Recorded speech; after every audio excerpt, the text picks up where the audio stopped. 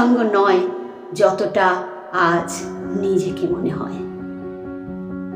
বেকারত্বের জ্বালায় এই পরিবারে বাবার কাছে প্রায়ই আমার কথা শুনতে হয়, কিন্তু বাবার মতো ওই সবজি বিক্রি করে তো আর আমি রোজগার করতে পারি না।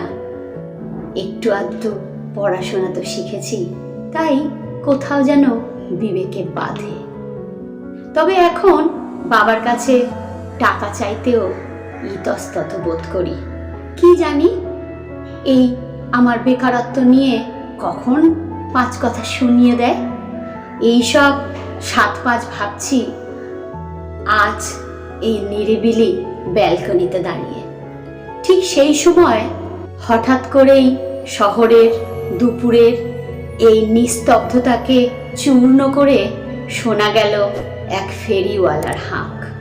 কাঁধে একটা ব্যাগ এবং হাতে কতকগুলো ধূপকাঠির প্যাকেট নিয়ে দূরের গলি থেকে হাঁকতে হাঁকতে আসছে সেই ধূপকাঠিওয়ালা।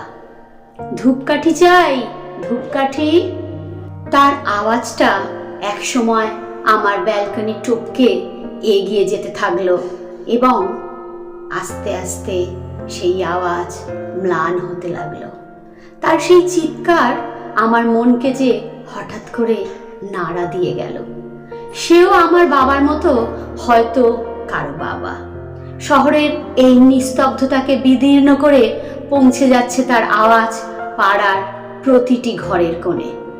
সারাদিনের তার এই কঠোর পরিশ্রম সবটাই তার সংসারের জন্য, তার সন্তানের জন্য।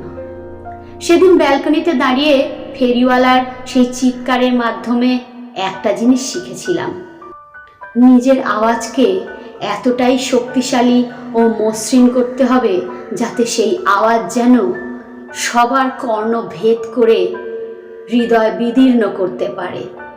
তবেই সে হতে পারবে সমাজে সবার প্রয়োজনীয়।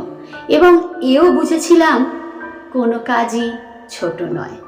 সম্মানের সঙ্গে যে কাজই করো না কেন, এক না একদিন সে তার ফল দেখাবেই, ফলপ্রসূ তুমি হবেই। সেই দিন থেকে মনে মনে শপথ নিলাম আরও কঠোর পরিশ্রম, আরও পড়াশোনার প্রয়োজন, যাতে নিজেকে একজন চাকরি প্রার্থীর উপযোগী করে তুলতে পারি। আজ 2 বছর হয়ে গেল আমি একটা নামী কোম্পানিতে চাকুরিজীবী। এখন আর ভাড়া বাড়ির ব্যালকনিতে দাঁড়িয়ে দুপুরের অবসর কাটাতে হয় না। নিজের তৈরি বাড়ির ব্যালকনিতেই দাঁড়িয়ে দাঁড়িয়ে এখন ফেরিওয়ালার হাঁক শুনতে পাই।